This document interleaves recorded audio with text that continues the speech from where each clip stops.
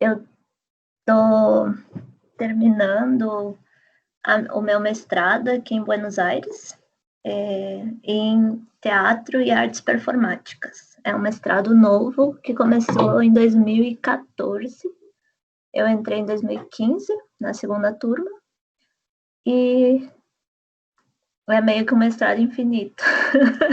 Diz a minha mãe que é um doutorado já, que já não é mais mestrado. Mas, enfim, é porque aqui você cursa todas as disciplinas do mestrado, e quando você termina, aí você apresenta o projeto para começar a pesquisar. Então, no final de 2018, eu apresentei o projeto, eu terminei de cursar em 2016, aí terminei em 2017 todos os trabalhos, porque eles, tipo, quando você termina de cursar, acho que aí também tem isso, né? Você termina de cursar e aí tem um trabalho para entregar depois, tipo um artigo e tal. Dissertação.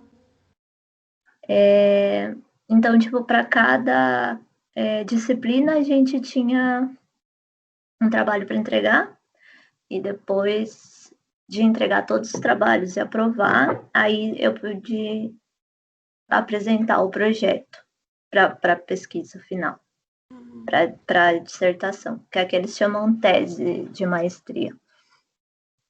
E aí apresentei o projeto, comecei a pesquisar, minha tutora me abandonou, comecei a pesquisar de novo. Agora faz 2 semanas minha outra tutora também me deixou, que ela disse que o meu interesse não era fazer uma dissertação nos padrões exigidos pela Universidade Nacional das Artes. Claro, porque justo a maioria dos pesquisadores, das pessoas que me interessam, são brasileiros, são pessoas que escreveram as dissertações e as teses de uma outra forma que não é a forma ortodoxa, digamos assim. Então, ela não gostou muito da ideia e resolveu pular fora. A minha pesquisa, a pergunta que eu cheguei agora, finalmente, depois de todo esse caminho e muitas idas e vindas, é como fazer obra sobre a temática da violência sem ser uma obra, uma performance violenta, que seja uma performance que possibilite criar potência, digamos, né? Que possibilite que as pessoas reflitam e pensem e transformem e se transformem micropoliticamente durante a performance e possam repensar e criar outros entendimentos sobre a violência, né? E sobre como a violência impacta e como a gente se relaciona, né, com essa categoria, digamos. Ai, acho que você trancou aí. Aí foi. Enfim, ficou congelado. Então, eu tenho um mapa conceitual que eu estou fazendo, que eu estou construindo ele desde o ano passado. E tem uma parte que é do meu projeto, que eu finalmente consegui juntar o mapa conceitual do meu projeto com o mapa conceitual da, do mestrado. Então, o que eu estou aproveitando também nessas chamadas e tal, é também apresentar um pouco esse mapa conceitual, porque eu quero, uma ideia que eu tenho é, quando eu for apresentar e defender a dissertação, eu apresentar esse mapa conceitual e, a partir de apresentar esse mapa, eu apresentar a dissertação, né? Então, nessas conversas eu estou aproveitando para ir mostrando e discutindo e vendo como que ele está funcionando e se ele realmente está funcionando para explicar os conceitos que eu estou trabalhando. Se ele está me ajudando ou não. E então, com a investigação, eu cheguei numa performance que eu estou usando para investigar, para a pesquisa, que é uma performance que a gente, eu antes, quando não tinha quarentena, eu sentava e conversava com a pessoa, fazia uma pergunta que era: o que é que permanece da violência em você? E a pessoa me respondia. Depois que ela me respondia, eu pedia para ela escrever algo para ficar no meu mapa conceitual, para eu levar junto para a apresentação da dissertação, né? Dizendo, ó, isso que a gente discutiu aqui é parte disso que eu estou construindo para a minha dissertação. Então, aqui temos as respostas. Eu não li, então ele é um segredo que vai junto comigo para minha dissertação. Ele também tem coisas que eu fui colocando a partir da minha pesquisa. Então, tem outras anotações que eu fui colocando e coisas que eu entendo como parte dos conceitos que representam, de alguma forma, os conceitos que eu estou trabalhando. Então, aqui tem hortelã, porque eu fui numa exposição fiz um curso e fui na exposição do Ernesto Neto, que teve aqui ano passado. Eu achei o máximo que ele trabalha muito com chás, com temperos e tal. Então, eu comecei a incorporar temperos também no meu mapa.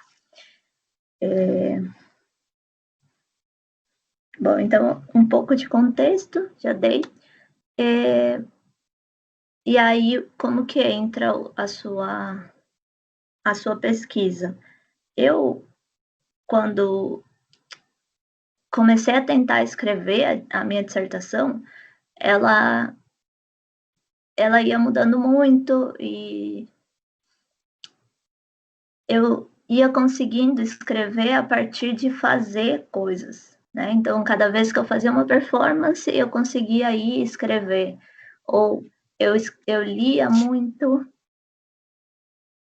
e escrevia algo e tinha que fazer uma performance para conseguir entender, terminar de entender isso sobre o que eu estava trabalhando.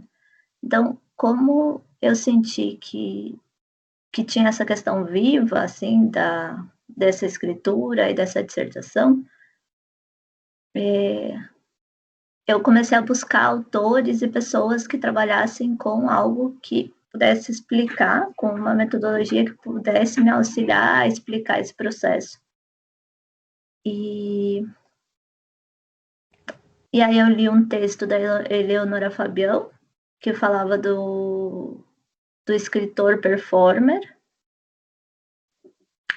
e a partir disso eu fui para o texto da Peg Phelan, que ela se refere ali, e encontrei alguns autores sobre escritura performativa e um deles foi o seu texto.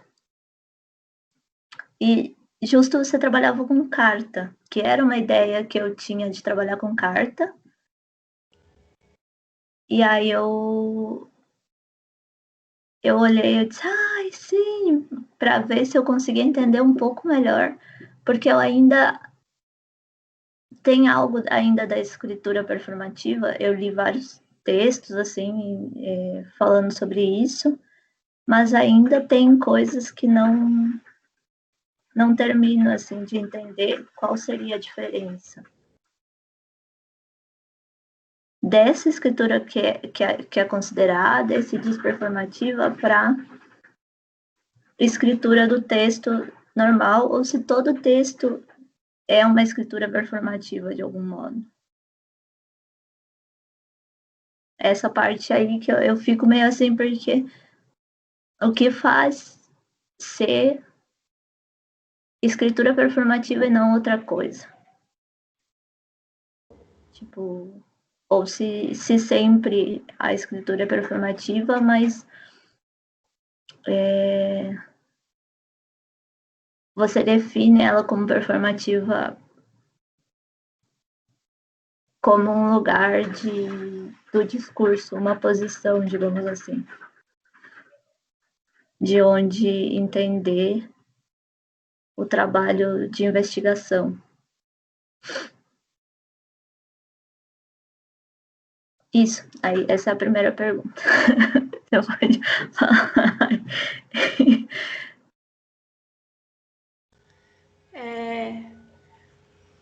Sabe que eu não sei se eu trabalhei com a escrita performativa como um conceito, assim, a ser definido, né?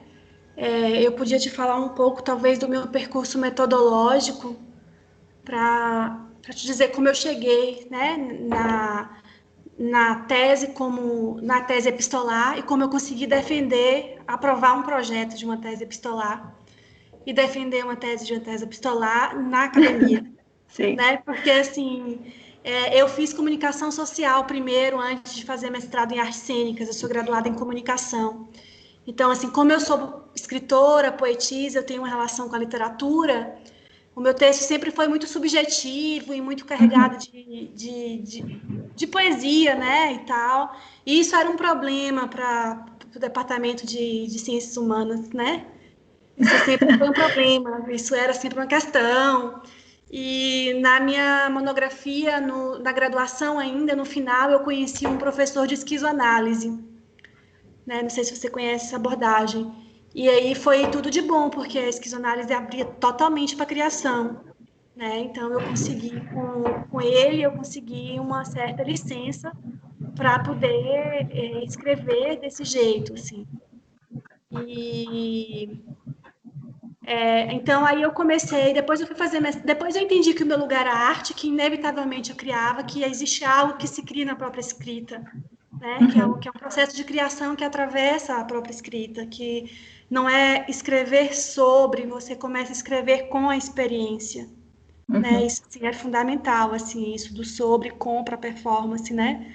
Escrever com a experiência, quando você fala, acho que de uma certa forma você busca isso também quando você diz, eu me identifiquei, que você precisa de uma performance para escrever, e também a sua performance, ela também está ligada, né? Então, essa conexão, isso de estar junto à teoria e à prática, né? Isso é fundamental para o pesquisador, para o artista pesquisador, né? Então, eu entendi que o meu lugar era arte, eu já era atriz e tal, já era escritora, mas eu entendi que o meu pensamento, eu só teria só teria essa liberdade, só seria escutada academicamente se eu estivesse sendo escutada por artistas no primeiro momento, né?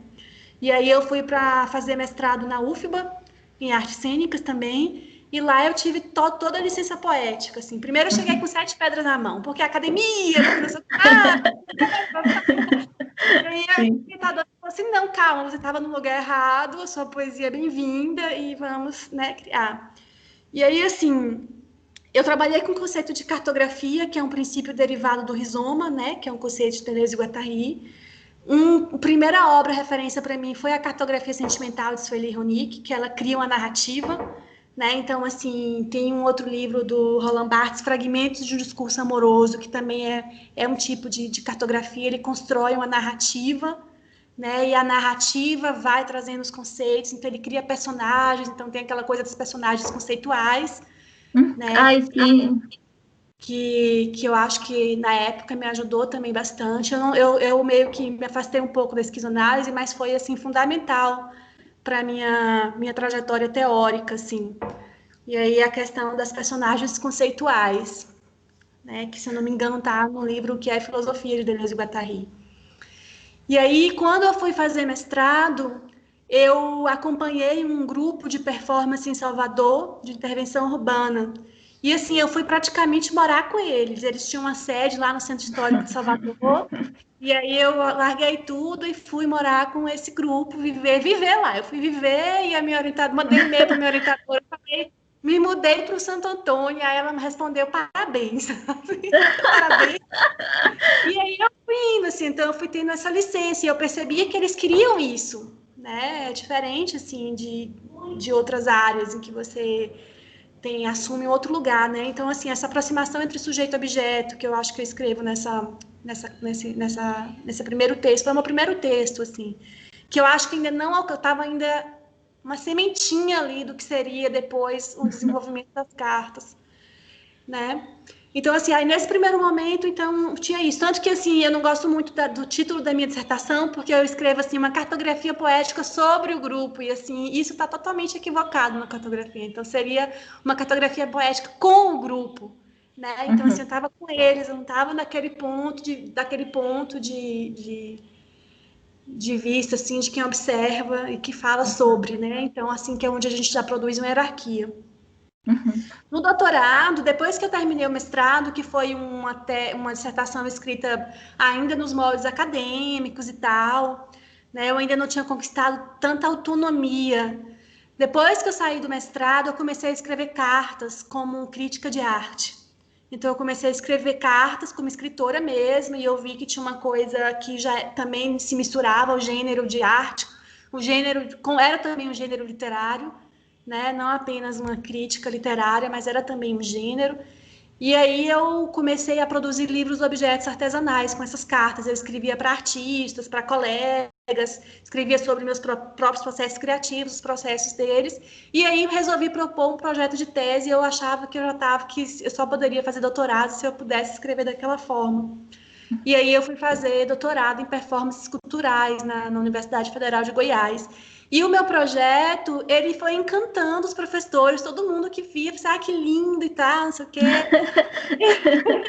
E aí eu acho que teve isso também, de tocar, assim, né? De tocar, porque eu acho que tá todo mundo saturado, sabe? Tem que ficar lindo, é enfadonho, é cansativo. Então, assim, quando aparece poesia, eu acho que isso também toca. Então, eu acho que eu toquei nesse lugar. E aí eu falei assim, bom, vai ou racha, né? Ou eu sou banida de vez da universidade brasileira, ou então eu vou conquistar. E aí eu acho que deu certo, funcionou, Sim. entrei. E aí, assim, eu também tive uma mudança, tanto no mestrado quanto no doutorado, eu também tive mudanças de orientação, de orientadores. E aí, na minha segunda orientadora do doutorado, que era uma antropóloga que trabalha nas artes cênicas, ela também se encantou com a proposta. E aí, ela já tinha uma abordagem decolonial também, então, assim, foi daí que eu comecei a recuar um pouco, assim, na minha formação pós-estruturalista, né, que eu tinha 10 anos, assim, sempre trabalhando com a pesquisa-análise e tal, que eu achei que foi ótima, né, eu também assumo na minha tese que eu sou uma mulher do Brasil profundo, sertaneja, então, também, de certa forma, foi um reencontrar com a minha própria origem, né, que pós-estruturalismo acaba rompendo um pouco com esse lugar de origem, com esse conceito da questão da origem. E aí começou a fazer muito sentido. E aí um conceito também que me ajudou, que foi a questão da pesquisa performativa do Brad Haselman, né, que é o professor australiano. E aí a pesquisa performativa é essa pesquisa que é guiada pela prática. Então, também não é uma pesquisa sobre a prática, é a prática que te guia. Então, assim, você cria você tem um trabalho artístico e ele te traz questões. É diferente, sabe? É diferente. Então, assim, eu acho que isso da pesquisa guiada são praticamente os dois conceitos. Aí, na minha tese, eu faço esse desenvolvimento metodológico entre a cartografia até a pesquisa performativa, né? E aí são alguns conceitos. A escrita performativa, esses termos, tinha uma escritora chamada Pullock, que eu cito nesse texto aí, que foi uma das que eu acho que ela trazia essa categoria de escrita performativa. Então, na época, eu estava influenciada por essa leitura. Se eu não me engano, a Ciane Fernandes, que eu também cito nesse texto que você leu, ela também fala uma coisa sobre escrever com dança, ela é dançarina. Eu acho que isso é muito das artes cênicas, não só das artes cênicas, artes visuais, eu acho que todo mundo que não trabalha com a palavra tem muita dificuldade de expressar no trabalho escrito o que você produz com o seu corpo, o que você produz através de objetos, então é sempre um drama, né? As artes cênicas é sempre um drama. E o povo chora, e aquele chororô, e não sei o quê. Como eu sou escritora, assim, eu tenho muito prazer em escrever, né? Tem até um outro texto do Roland Barthes, que eu acho que é dele, que é O Prazer do Texto, que eu acho que seria uma boa referência para você, O Prazer do Texto. Então, acho que encontrar esse prazer na escrita, né? Aí, assim, algumas referências teóricas que eu trago também, que foi o Austin, né? Quando ele fala os atos de fala performativos. Sim. Tem alguma coisa que se inaugura, na época também eu trabalhava com Derrida, porque ele falava um pouco sobre a escrita de Artaud, que seria essa escrita inaugural, né? Uma espécie de escrita inaugural. Ele fala da palavra soprada, achava bonito isso, assim, da palavra soprada do Artaud. Então, assim, como um texto ele representa menos o objeto do que produz algo nele. Produz, assim, eu acho que tem a ver com a intensidade da escrita. Né? Eu acho que tem uma coisa que o corpo se manifesta na palavra através da intensidade, que é a poesia pura, né? É a pura manifestação da poesia da linguagem. Então, assim, eu não sei se eu te respondo. Sim. Aí, sim, eu consegui escrever uma tese toda em cartas, né? Você deve ter visto, né? E, assim, algumas cartas são ainda muito teóricas, muito carregadas ainda do peso da academia, daquela necessidade de dialogar com referencial teórico. Eu assumi isso como um processo também do meu percurso. Eu não tirei as cartas que eram mais teóricas, né? Aquelas as coisas. Eu criei algumas estratégias, por exemplo, essa coisa de que para quem eu escrevo, né? Para quem eu escrevo. Aí eu escrevia desde personagens até destinatárias imaginárias, até artistas colegas mesmo, que eu acho que aí eu sentia uma questão da dialogicidade mais presente. E aí eu falei, nossa, eu preciso escrever para quem vai me ler, né? Aí eu criei essa coisa de escrever para as leitoras. Sim. E aí também tem isso, escrever no feminino, que foi uma outra, que eu acho que talvez eu entre em outra questão, assim, que aí eu já estava produzindo linguagem mesmo, assim, porque sim, foi muito difícil escrever no feminino, e depois no final também eu vi que eu estava criando uma outra categoria universal do feminino universal, eu até meio que me arrependi, assim, só que eu já tinha editado tantas vezes o meu texto para conseguir assumir o feminino plural na linguagem, que chegou no final eu falei, olha, foi uma pretensão abstrata também, eu achei que eu cheguei até a nível de formalidade, porque todo mundo perguntava quem somos nós, e eu nunca soube responder exatamente quem somos nós, assim, acho que tem as minhas próprias vozes internas, tem as aliadas, às vezes, assim, então, mas... E, assim, até hoje eu não consigo mais escrever na primeira pessoa do singular, e, assim, eu tenho... Esse lugar de fala para mim ainda está muito confuso, o eu e o nós.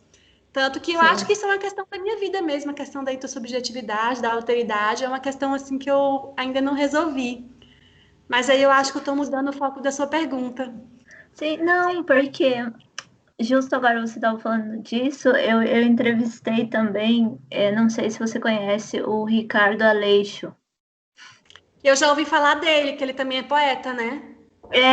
E agora quando você falou isso, eu lembrei muito dele falando, porque ele também fala que ele é muitos. Quando eu entrevistei ele, ele falou, eu sou muitos. E também tinha essa questão para ele de ser. Questão que a esquizoanálise traz, que seria essa espécie de desconstrução do sujeito, né? Toda essa filosofia contemporânea, pós-estruturalista, ela se pretende a desconstruir esse conceito do sujeito moderno, que é aquele sujeito unitário, que ele se antecede à experiência do encontro, do estar no mundo. Então, assim, primeiro eu sou, né? Sim, o indivíduo, né? Que seria um indivíduo. Então tem essa questão da multiplicidade do sujeito, assim, eu sou uma multidão, né? Assim, hoje eu sou uma, amanhã eu tenho encontro, eu já sou outra, e principalmente nós que somos atrizes, Nós que somos afins, nós somos muitas e infinitas, né? Sim, E muitas dentro de nós, assim. Então, imediatamente eu me identifiquei, assim. sim, Eu acho que é muito rico pensar o sujeito dessa forma. E aí entra a questão da autoridade como uma categoria constitutiva mesmo do sujeito, né? Quer dizer, o sujeito ele se constitui na experiência do encontro. E aí a Judith Butler vai trazer isso para o gênero, né? Não existe uma identidade a priori, mas uma identidade que se constrói a partir do encontro com o outro. Então, assim, a sim. princípio eu não sei quem é que eu sou. E aí, quando eu fui para o doutorado com a Luciana, ela me fez de cara uma crítica. Ela falou assim: nossa, mas nós mulheres ainda não somos sujeitos sociais. Ai, essa pergunta me veio assim, sabe? E aí, tanto que hoje eu tenho mais uma coisa, eu criei uma categoria que eu não falo, como eu estava escrevendo no feminino e eu não queria escrever sujeita, porque sujeita dava uma ideia de sujeição, aí eu comecei a Sim, falar de insujeitas, eu sou uma insujeita social, né? Então é uma coisa assim, que também levada a um certo tipo de desobediência, assim, né? As sim, insujeitas, as insurreições e tal. Mas foi uma pergunta que me tocou muito, né? Ela fala assim, é muito. Ela falou assim: ah, claro, assim, o homem o europeu, que já é um sujeito reconhecido, agora ele quer se desconstruir, mas e nós, que ainda não somos nem sim, reconhecidas como sujeito social, né? Então, essa pergunta foi crucial. Assim, sim. ela me desestabilizou bastante, assim. Tanto que, assim, hoje eu tenho muito mais uma coisa que não é uma questão, assim, de ego, mas eu tenho muito mais um cuidado e uma necessidade de afirmação da autoria, que era uma coisa que na época não tinha muito forte. Não, eu vim de uma formação com a galera do software livre, da galera Sim, né? Então, assim, eu não tinha muito isso de dizer que eu tinha criado, que era uma criação minha. E hoje eu assino os textos, eu faço questão de que, e também dou os créditos, né, que isso no mundo da arte é muito delicado, mas eu acho que foi um posicionamento meu que mudou um pouco, assim, com essa crítica decolonial, sabe? Eu acho que nós já somos tão invisibilizadas e tão anonimizadas o tempo inteiro que a gente uhum, precisa se assumir assim como autoras, né? Nós, assim, mulheres. Então, eu acho que sim. é um percurso mesmo, assim. Eu ainda estou em processo, porque não acaba, né? A gente continua Sim, pensando. Inclusive, eu já escrevi duas cartas, terminou o doutorado, eu já escrevi duas cartas agora, recentemente, porque, assim, eu me encontrei tanto nesse lugar da escrita sim, que ela transcende a própria tese, assim. sim. E isso que é uma coisa que é importante também para mim, é que é não terminar o mestrado para cumprir, né? Tipo, mas terminar fazendo algo que realmente seja significativo para mim.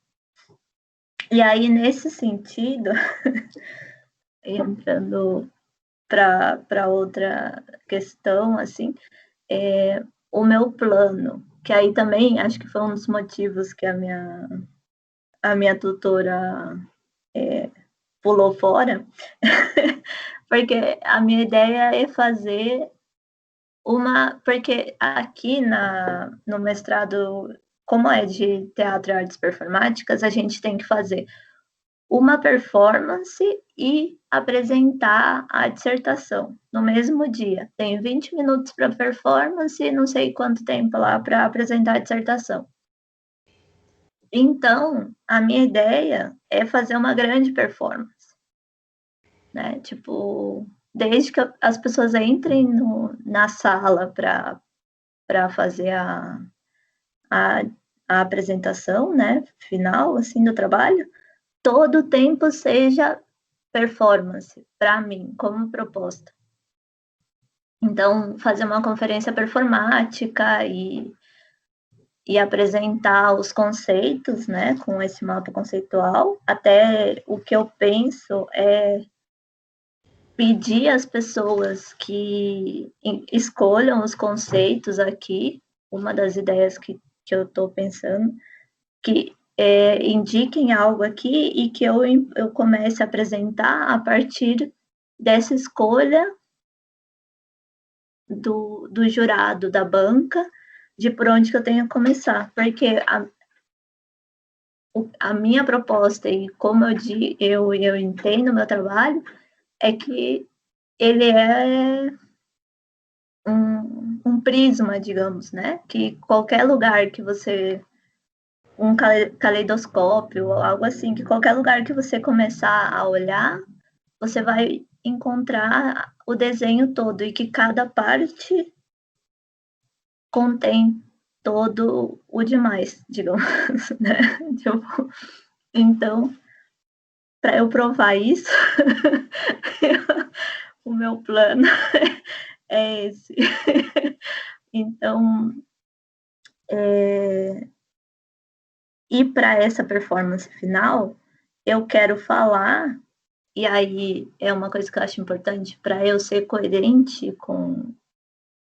e aí acho que se associa também com o que você vem falando de decolonialidade, aqui é decolonialidade, é falar da violência que me atravessa nesse lugar em que eu estou fazendo essa performance. Então, a minha ideia para a performance final é falar sobre a violência acadêmica. A violência de ter que defender uma dissertação, a violência de ter que fazer uma performance obrigada, né, para poder ser considerada uma magister, que eles dizem aqui, né, uma mestre. Então, tipo, se você não fizer uma performance diante da banca em tal dia, no mesmo dia que você estiver fazendo a dissertação, você não vai ser considerada uma mestre, né? Então, tipo, de alguma forma trazer essas questões para esse lugar, né? Que seria uma performance site specific, né? Que eles chamam assim, tipo, seria feita para esse lugar, sobre isso que está passando ali, e que interessa aquelas pessoas que estão ali naquele lugar, que chegaram ali naquele lugar para participar desse rito, né? Desse ritual acadêmico. Então, Na UFBA, lá onde eu fiz mestrado em artes cênicas, no PPGAC, é opcional, assim, né? A gente pode fazer uma pesquisa com encenação ou sem encenação. Então, acho que você pode falar de violência epistemológica também, né? Acho que é um bom termo, assim. Só vou botar aqui a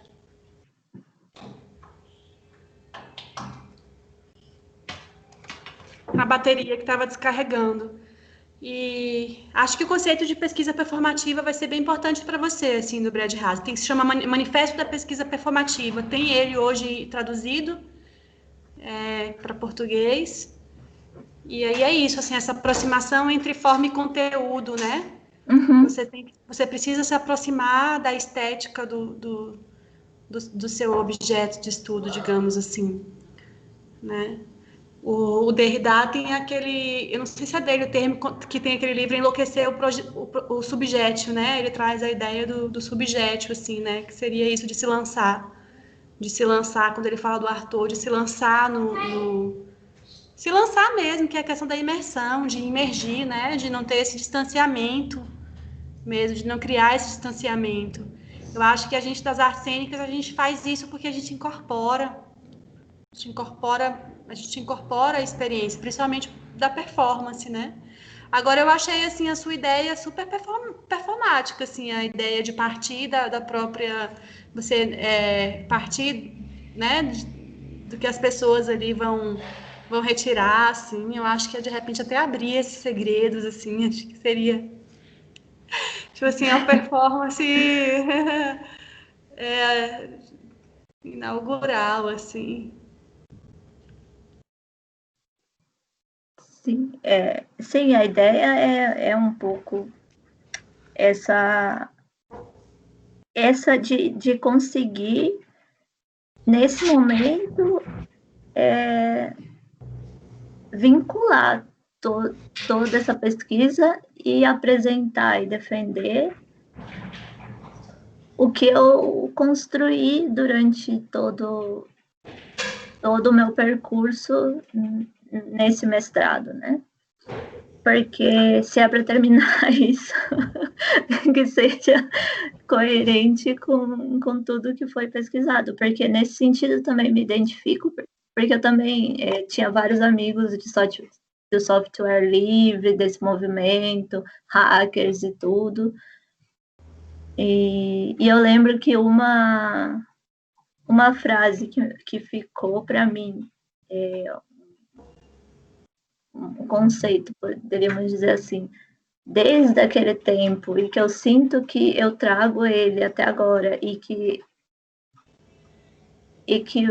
eu sinto que essa performance final seria coerente, seria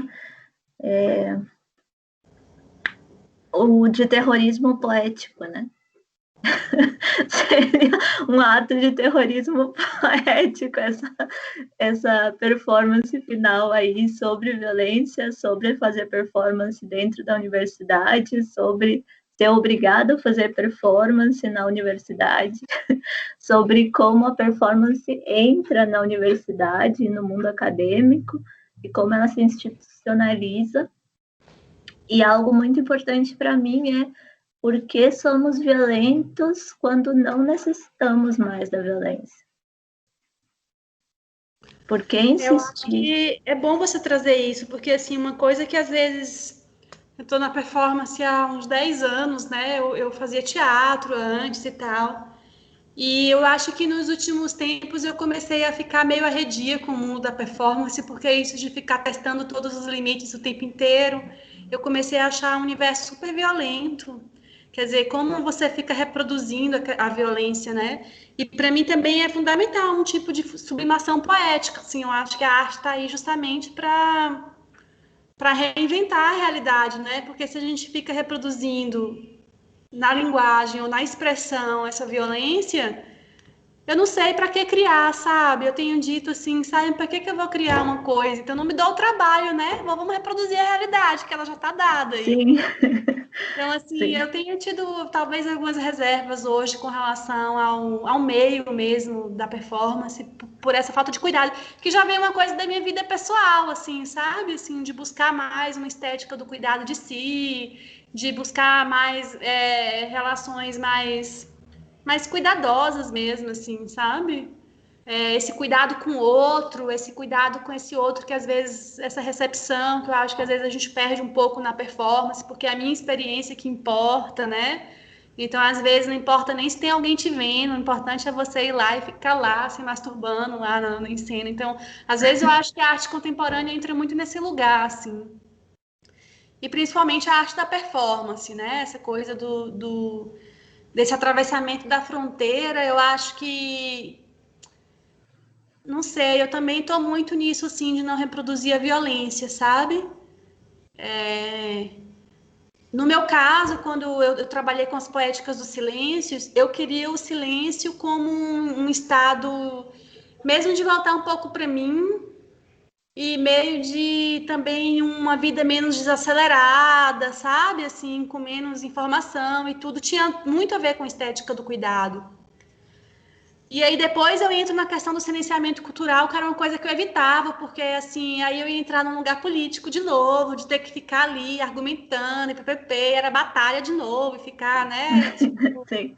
eu falei assim, nossa, assim, de ficar comprando briga e tal. Só que aí eu fui morar em Goiás, que é o segundo estado com maior índice de violência contra a mulher do país, e eu comecei a viver várias situações de silenciamento, né? Até porque lá eu não era ninguém mesmo, assim, eu tinha acabado de chegar, não tinha referência, não tinha nada, tinha nem bolsa de pesquisa quando eu cheguei. Então, assim, e aí eu comecei a entrar na questão do silenciamento cultural da mulher. E aí essa questão das violências que eu tinha sofrido, abusos, toda a minha história de vida, assim, isso foi vindo com muita força, porque eu também fui entrando em processos terapêuticos, né, de revirar, remexer o passado, de remexer. Então eu me vi como essa mulher também que foi violentada e que o meu silêncio ele também vinha desse lugar, né? Ele também tinha sido produzido nesse lugar. Então, assim, eu tava assim, eu oscilei muito em que até que ponto eu queria estar em silêncio, ou até que ponto esse silêncio era um tipo de silenciamento, sabe? Porque aí definir bem essas categorias, né, assim, do que era isso, e fazer as minhas escolhas também, né?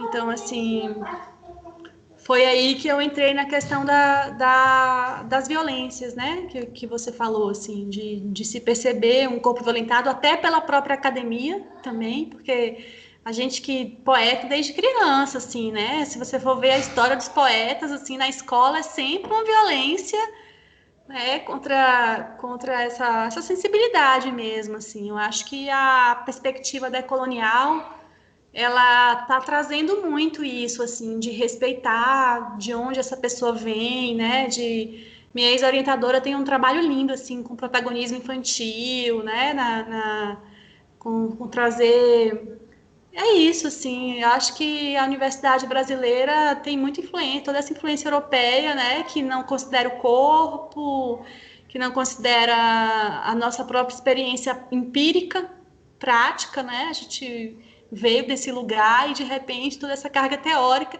E só que eu acho interessante porque você traz um outro lugar que é às vezes o contrário, porque assim, muitos artistas querem fazer justamente a performance, só que no seu caso é uma performance obrigatória, assim, né? Então, assim, é uma violência invertida, no caso, assim, tem que Sim. fazer. Porque eu acho que com o artista só problema de ter que fazer, essa coisa de ter que fazer já é um grande problema. Porque quando a gente quer fazer, quando a gente vai com livre espontânea vontade, aí é outra história, é outro Sim. lugar. Agora, ter que fazer realmente, assim, inibe bastante. Eu acho que o ter que fazer é violento, é autoritário mesmo, assim, né? Sim. E sim, e além do mais, é tipo ter que fazer e eles decidem onde você vai fazer e quanto tempo vai durar. E o tempo também de duração da E é ter que performance fazer para ser avaliado, né? Não é uma coisa que você sim, vai fazer porque, né, que aí é livre, você faz e pronto, assim, eu acho que estar sob avaliação, assim, essa estrutura é muito, eu gosto muito do trabalho da Ciane, sabe, Ciane Fernandes, assim, eu acho que ela desconstrói bastante, inclusive, talvez fosse uma pessoa para você ter na sua banca, assim, ela é bem, já que a gente está nas distâncias aí online, sim, eu acho que é uma pessoa que desconstrói. Para você ter ideia, ela nem senta lá na mesa dos professores. Ela dá um jeito de ficar em pé, ela leva uma bola de pilates, ela assim, ela desconstrói com o próprio corpo, assim, esse lugar. E é um lugar bastante sensível que ela traz, discuta. Ela está na educação somática, né? Também, que é uma abordagem que eu estou me interessando cada vez mais, isso da somática, né? De escuta. Eu estou até fazendo as práticas de eutonia. Tá tendo eutonia na quarentena. Não sei se você já ouviu falar da eutonia. Eu estou não, mudando de assunto. A eutonia são técnicas de autoobservação, né, do corpo. Então, assim, tem muita coisa de ficar em silêncio para escutar o próprio corpo. E aí, depois, se você tiver interesse, até te envio, assim, porque é bom. sim, porque Você que é eu também, das artes cênicas, é bom. eu também com uma amiga a gente trabalhou sobre a escuta, porque é algo que é importante também, né? Tipo, para uma performance que a gente fez, a gente começou a performance fazendo as pessoas ficarem em silêncio, se escutarem, sentirem o próprio corpo e tal, para depois fazer, apresentar algo, digamos. Né? Porque era uma performance que, como ela é música, né? Como ela toca contrabaixo, e aí então a gente trabalhou com poesia sonora e tal. Então tinha essa parte que era mais teatral, digamos assim, né? Mas também tinha essa parte que era mais de escutas, que foi bem bonito, assim, e ainda eu fiz nos Estados Unidos, e aí foi super engraçado, porque nos Estados Unidos eles são muito, né, com o seu corpo, o seu espaço e tal, muito, muito cuidadosos, assim, E aí eu botei toda aquela gente a caminhar de olhos fechados e respirar e tal. Então foi tipo todo um acontecimento para eles. Super lindo. Então foi bem bacana. E acho que agora você falando disso, eu fiquei pensando que isso também seria algo que você poderia trabalhar nessa performance final, né? Essa questão da autoobservação. Porque o que eu penso também, algumas das coisas que eu estou pensando e planejando para essa performance, é pedir que essas pessoas também falem sobre as coisas que incomodam elas na academia, que a própria banca fale sobre isso. Então, acho que fazer um momento assim de autoobservação, de pensar, de se escutar, de sentir como está se sentindo estando nesse lugar de quem tem que avaliar a trajetória de alguém, dessa forma, com esses rituais que são também impostos às pessoas da banca de alguma forma, né? Como que eles se sentem aí nesse lugar? E falar talvez sobre isso. E o meu outro plano é fazer eles fazerem escultura. Mas eu acho que eu tô querendo muito já. Ai, ai. Mas porque eu tô juntando cascas de ovos. Durante toda a quarentena, tô juntando cascas de ovos e tô trabalhando com os ovos. Ah, que acho que até você deve ter visto no meu Instagram, tem algumas fotos com ovos. E aí, uma ideia é trabalhar com. Eu acho que com cola de silicone, dessas, cola quente, acho que vou conseguir fazer esculturas com as cascas de ovos. Porque tem uma performance, não sei se é bem performance, digamos assim, que é da Yoko Ono, que é Repara com Cuidado, que ela coloca um monte de louça branca e te dá tesoura, barbante, cola, um monte de coisa para você reparar essa louça que está quebrada. Então, a minha ideia é dar os ovos para as pessoas, as cascas de ovos, para elas repararem também, né? E construir algo. Anitta, você falando sobre a questão de reparar, porque é um conceito que está sendo bem trabalhado numa residência artística que eu estou fazendo, que é do Endlab. Não sei se você já ouviu falar do Endlab. Eu vi porque, não sei, alguém compartilhou, uma amiga compartilhou uma foto que eu achei linda, que tinha uma taça amarrada nos pés que a pessoa tinha. Foi alguém que participou, foi nessa mesma residência que eu estou fazendo. Porque eles estão trabalhando, inclusive eles lançaram um projeto agora que é que é a Escola do Reparar. Então eles trabalham muito com esse conceito da reparação, né? Com a estética do cuidado, com as políticas do convívio. Acho que valeria a pena, assim, de repente, você procurar entender um pouco, assim, acompanhar alguma coisa deles. Eles estão abrindo agora esse novo projeto.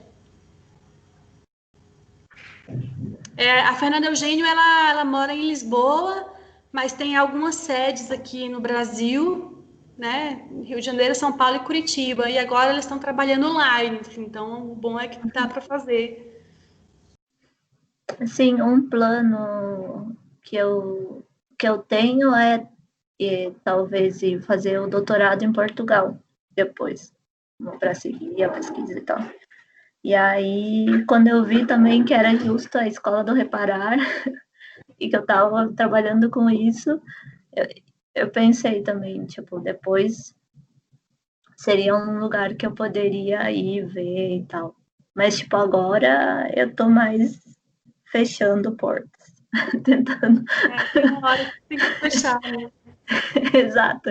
Então, mas essa parte do reparar também, uma amiga me falou que participou da performance, ela falou que ela achava super interessante como entrava isso, né? Porque como eu pergunto o que é o que permanece de la violência em vós, então, com essa pergunta da permanência da violência, acaba tendo sempre uma história de reparação, digamos, né? Sempre tem uma história de como eu lidei com isso que me aconteceu e em que lugar eu coloquei isso, né?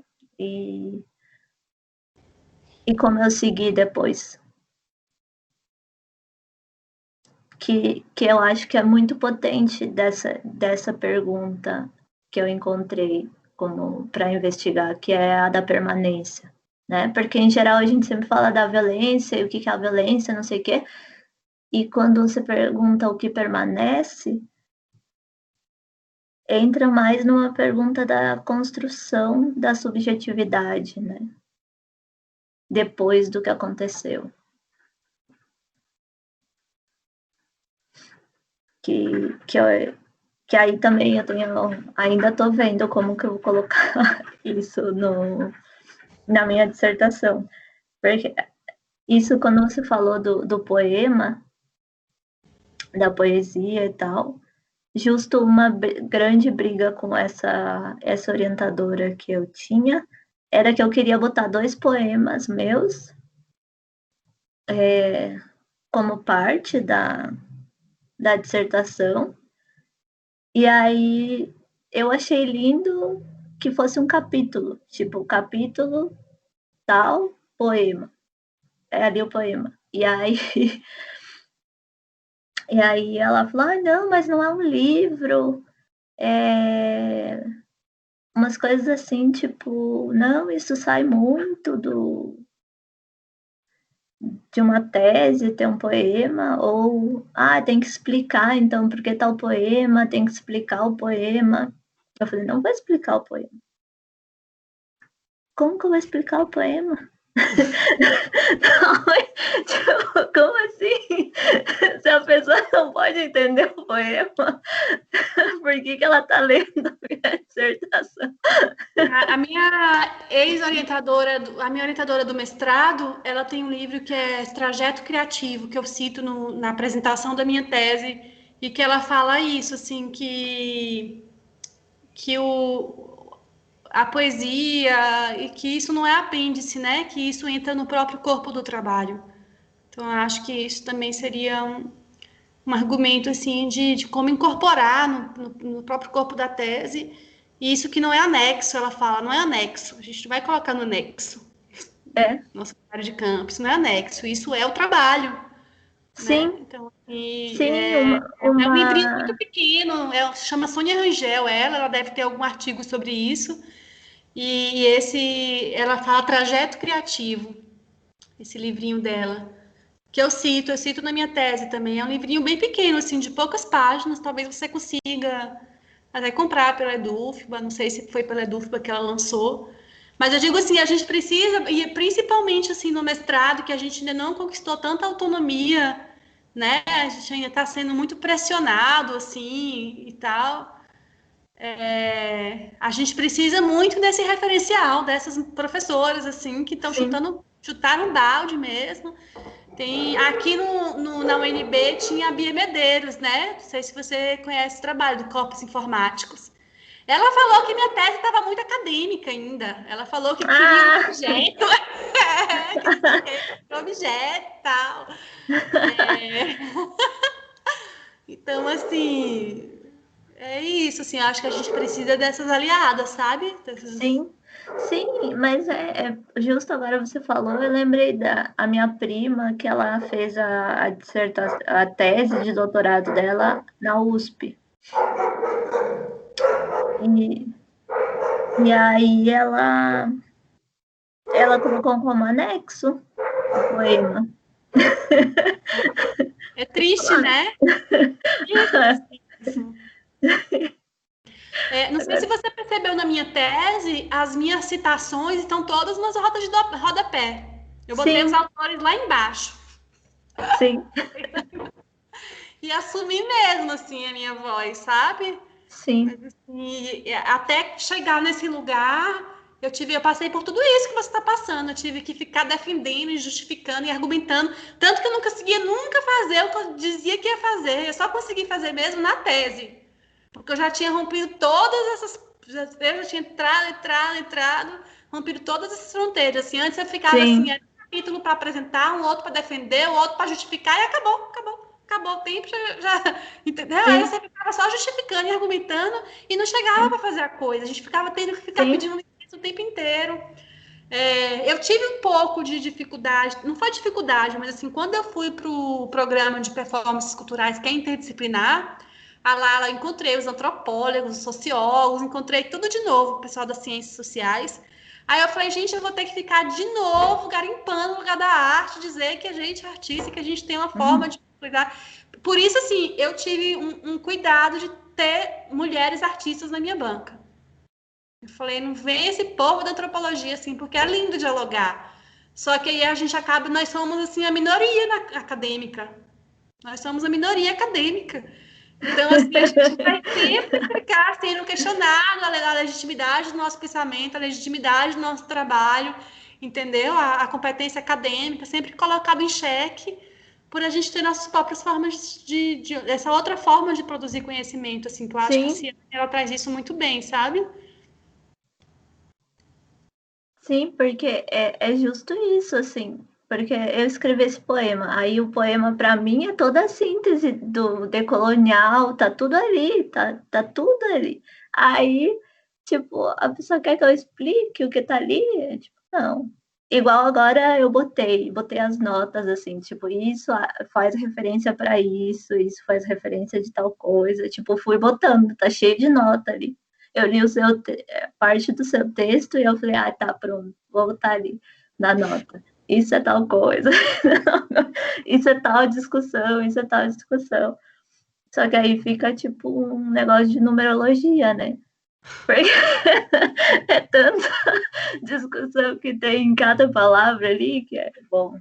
Mas tá, pega ali, vai lá, vai ler, vai ver, vai fazer o que você quiser com isso.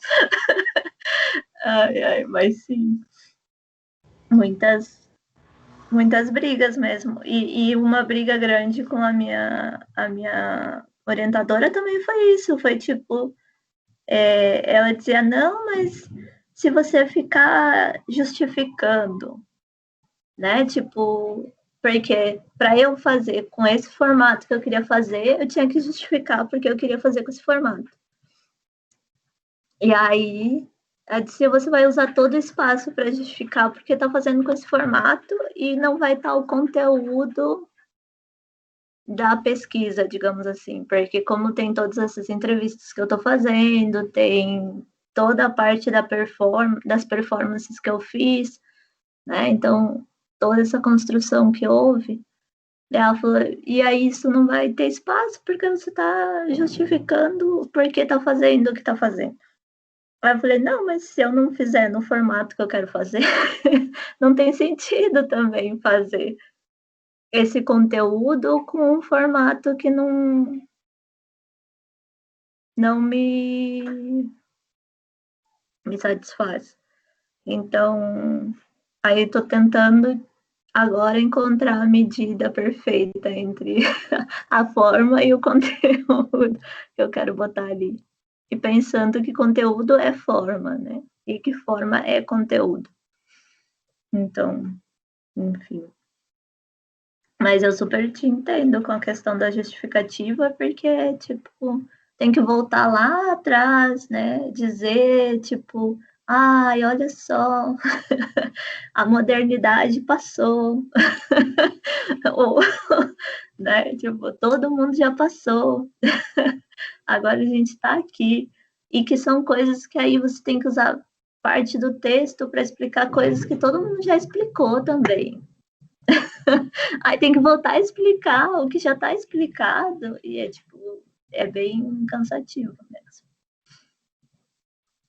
Mas vamos ver como vai seguir isso. Ai, a outra coisa que eu queria te perguntar, que eu vi que no começo da sua dissertação, da sua tese, tem uma cartinha que você botou ali. Tem um envelope, perdão. Ah, Esse envelope você colocou em todas as versões? Tipo, é um envelope. foi eu colei um envelope mesmo com uma carta em branca, que era a carta silenciosa, porque eu achava que a gente tinha que entregar também uma cópia física da tese para a universidade, que depois não precisou, eles ficaram só com a cópia digital. E a cópia digital até me perdeu um pouco o sentido, a carta silenciosa, mas eu mantive lá. Uhum, Então, assim, eu enviei para a banca com essa carta silenciosa, que era uma folha de papel em branco dentro. E uhum. também, quando eu apresentei a tese, eu passei essa carta, eu passei esse envelope para as pessoas lerem a carta, que era uma leitura silenciosa, assim, né? Então, foi uma brincadeira também, Sim. uma pegadinha. Mas, tipo, você. As cartas que você escreve para as pessoas, você manda as cartas?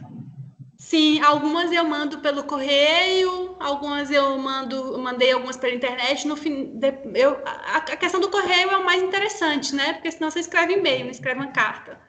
Sim. Então, assim, eu tinha isso, assim, de tentar mandar pelo e-mail, agora, pelo correio. Agora, por exemplo, eu mandei uma, tô esperando chegar, assim, porque é isso, às vezes chega, às vezes demora, às vezes a gente fica sempre naquela expectativa. Sim. Porque eu também, como eu estava trabalhando com silêncio, eu estava buscando também uma outra comunicação, né? A carta veio como isso, assim, romper com esse ritmo acelerado de você mandar uma mensagem para o WhatsApp e você achar que ela vai ter que estar disponível e responder imediatamente. Esse imediatismo sempre me incomodou muito, desde quando eu fazia jornalismo. Então, assim, eu vi que eu não servia para o jornalismo, porque o meu tempo é outro. Eu sempre Sim. quis essa coisa do tempo, sabe? Do Uhum. tempo de resposta. Então, durante a minha tese, durante o doutorado, teve fases que eu fiquei sem celular, teve fases que eu fiquei sem internet, eu fiquei fase sem WhatsApp, eu fui morar num lugar que ninguém nem sabia onde é que eu estava, entendeu? Então, assim, eu estabeleci realmente um outro nível de comunicação, assim, uma outra dinâmica. E eu estava buscando também uma comunicação mais profunda, sabe? Então a carta é um lugar assim de mais profundidade, assim. E a questão da subjetividade, mais intimidade também, né? Quando você chega num lugar assim do tom confessional e tal. E eu me vi também como essa multidão dentro de mim, porque por mais que eu tivesse buscando um certo tipo de distanciamento, assim, né, de tudo, do mundo, violência, estava em Goiânia, praticamente guerra civil no Brasil, era o pau quebrando, era mobilização, não sei o quê. E de repente eu comecei, quando eu me silenciei, eu me afastei, eu vi aquele mundo pulsando dentro de mim, assim, sabe? Então não eram cartas que eu falava de mim, era de mim, mas era um eu totalmente atravessado pelas questões do mundo, de tudo que estava acontecendo. Então, assim, quando eu me peguei em silêncio, eu vi que eu era ressonante, sabe? Ficava Uhum. ali os ecos do mundo em mim, assim, o tempo inteiro. Então, é essa multiplicidade do sujeito, né? Uhum. Sou eu aqui no meu mundinho, naquele silêncio que eu não escuto o mundo. Eu comecei a investigar justamente o silêncio como lugar de escuta. Foi um lugar que eu cheguei, assim, do silêncio como um lugar de escuta. E eu escutei muito do mundo e de perceber. Eu acho que até escutei mais também, assim, porque essa falta de escuta sempre foi uma coisa que me intrigou muito, assim, de. Não sei, a gente sai com as pessoas, aí tá todo mundo conversando ao mesmo tempo, ninguém se escuta, é Uhum. impressionante. Eu Sim. parei de falar, eu falei assim, ninguém tá ouvindo, ninguém quer me ouvir, ninguém me fazendo, quer dizer, o povo só quer falar, falar, falar, falar. E aí eu fiquei, começava a me incomodar muito, assim, até em reuniões acadêmicas, reuniões profissionais, você vê as pessoas estão falando ao mesmo tempo, e as pessoas não estão se ouvindo, assim, sabe? Sim. Assim, você sempre me intrigou bastante, assim.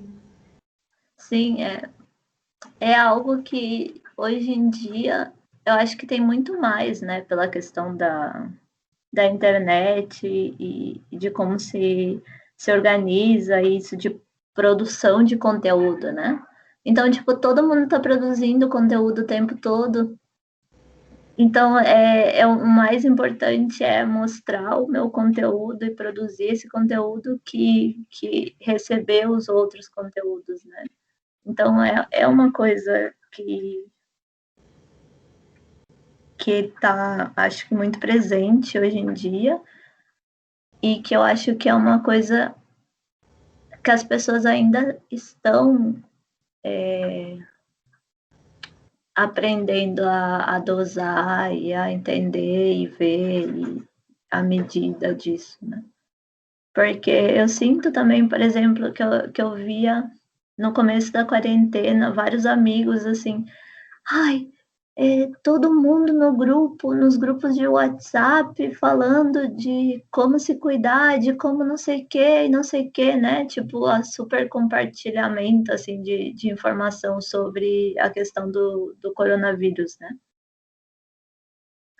E era tipo, tá, mas não lê, né? Ignora o negócio ali, escolhe, né? Que escolher também é uma coisa assim, que é um Selecionar, né? aprendizado. Claro Selecionar. que só vem de você se escutar e entender o que você precisa, né? Você não vai poder decidir se você não entender o que você precisa, né? Você vai ser só uma coisa assim, tipo, muita informação, muita informação. Mas se você souber o que você precisa, você vai poder selecionar, isso é interessante para mim, isso não, né? Tipo, eu acho muito. Mas é um trabalho que a gente não é muito ensinado, né? Não tem esse espaço, assim, da escolha, da decisão, é muito, tipo, só absorver as coisas, né? Que eu chamo a educação, que é, tipo, que você é, tipo, uma lata de lixo, aí o professor vem, pisa, assim, abre a tampa, joga todo o lixo dele dentro e vai embora, assim. Tipo, que é um pouco isso, assim, ai, conteúdo, agora tá cheio de conteúdo, né? Eu fui convidada para várias lives, assim, eu não participei de nenhuma. Eu falei assim, a última coisa que eu quero é colaborar com esse excesso de produção de conteúdo virtual. Eu não consegui aceitar, assim, as propostas, sabe? De live, mais, nossa, vai ser mais um ali. Eu falei, não, obrigada, deixa para próxima no lives. Sim, sim, é. Tipo, eu tenho o festival em Mi Balcão, né? Eu tenho um festival na minha sacada. E aí, tipo, todo mundo, ai, agora é o momento do festival na sacada, porque tá todo mundo em casa e você tem que aproveitar esse momento e tal. E tipo, não. Tá todo mundo, ai, porque se você projetar e aí não sei o quê, e tipo, não. Não, porque eu fazia o festival na sacada, podendo fazer em qualquer lugar do mundo, eu fazia na sacada. E agora eu não vou fazer na sacada porque não tem opção. Perdeu o sentido, né? Tipo, nesse momento não tem sentido pra mim. Mas aí, tipo, o meu projeto que eu penso pro doutorado é fazer, tipo, uma investigação disso, assim, dessa mudança do entendimento da relação com a sacada depois da pandemia. Porque antes, quando eu fiz a pesquisa para o festival, assim, que eu estava procurando referências e tal em produção de coisas na sacada, era super difícil, né? Tipo, eu faço desde 2017. E naquela época eu não achei, assim, tipo, achei coisas pontuais, né? Que é tipo, eu tenho uma banda de garagem, a gente tocou na sacada, ou tipo, a gente tem uma casa é, comunitária e faz algo na sacada e coisas assim. Mas não encontrava nada, assim, realmente, tipo, ó, festival na sacada. E daí agora, até aqui, a Feira de Arte de Buenos Aires fez uma versão na sacada. E fizeram a Noite de los Balcones, né? Que era para fazer, tipo, um festival na sacada. Mas sim, tipo, o mundo também te exige produção, né? Tipo, todo mundo diz, ai, façam, só que ninguém quer escutar. Então você faz a live e não tem ninguém na live para ver. Tipo, mas todo mundo tá, você tem que fazer a live, você tem que estar, você tem que, né? Tipo, então também tem isso, né? Que você tem que estar fazendo para ninguém tá vendo, para todo mundo poder não ver o que todo mundo tá fazendo, né? Tipo, uma coisa assim, meio esquizofrênica. Tipo, mas enfim. Bom, a ver se tinha alguma outra pergunta que queria fazer, alguma questão. Não, mas acho que era mais sobre as coisas mais importantes já foram conversadas.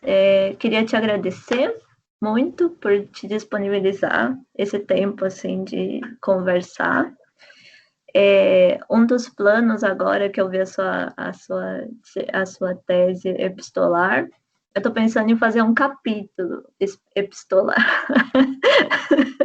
Uma tese inteira não, mas estou pensando. Tem algumas outras referências, assim, tem uma carta para um amigo também que escreveu a tese dele epistolar, que é o Zé Mário, que é um artista da performance, ele é das artes visuais.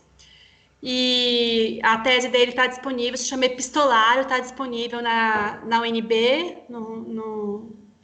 E tem uma pesquisadora da dança, Neila, que foi lá do PPGAC, da UFBA, ela também defendeu, não sei se foi o mestrado ou doutorado, com um trabalho de cartas. Então é uma coisa que está meio que ganhando espaço, assim, sabe? Aqui na Universidade Sim, Brasileira, assim. Eu fico muito feliz com isso, assim, eu acho que a área das artes está conseguindo desenvolver seu próprio jeito de pesquisar, né, assim, a pós-graduação aqui no Brasil. Eu sou otimista, assim, por ter conseguido fazer e por ter esse espaço, assim, e por ter colegas, por ter interlocutores, né, assim, eu recebi sim. cartas da banca, eu recebi duas professoras da banca me responderem cartas, avaliação, e eu Ai, que também lindo. recebi da minha orientadora a carta no final, assim. Oh. É, eu também achei lindo, né? Eu falei assim, é muito bom isso, sabe? Quando Sim, reverbera, assim, é muito sim, bom. E aí eu sim. coloquei, depois da defesa, eu coloquei as cartas na versão final, são as últimas cartas da tese. Porque o que eu falo isso também, porque eu penso em fazer as cartas finais para as pessoas as quais eu estou entrevistando. Então, aí por aí, de repente, depois chega uma carta para você em algum momento.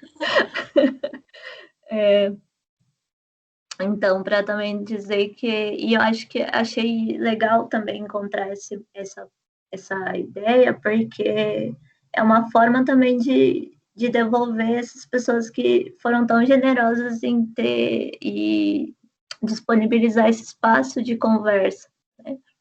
Que, tipo, são pessoas que estão aceitando conversar comigo e tal. Então, acho que é uma forma, assim, também de equilibrar, digamos, né? E fazer com que as coisas não sejam também como uma outra pesquisadora que eu entrevistei, performer, que ela falou que não seja somente extrativismo, né? eu achei bonito isso, assim, de dizer, não é, né? Essa coisa de vou lá e te peço tudo e depois vou. E tenho aqui minha dissertação linda e tal, e tô feliz e nunca mais nada, né? Então, também nesse sentido, assim, que acho que esse corpo, esse, né, essa forma das cartas para o final, acho que é algo que pode ser lindo, assim, né, para esse trabalho. E, então, isso, muito obrigada. E seguimos aí. Nada, foi um prazer também, assim, acho que compartilhar é fundamental, né? E assim, também potencializa o meu trabalho e potencializa a minha caminhada aí, que não parou. Bom trabalho para você aí. Sim. Né? Eu Obrigada. espero ler também a sua dissertação, ter acesso, assim, quando estiver pronta, assim, compartilha, quando for defender. Queria ver a Sim. sua performance. Sim. Tem previsão? Tem previsão de quando vai ser? Não sei, porque ainda está a quarentena aqui. Então, eu espero terminar o texto até o final de setembro, né? Ter a versão final em setembro. E aí tem 2 meses para o jurado ler. Às vezes pode ser menos, mas eles têm 2 meses.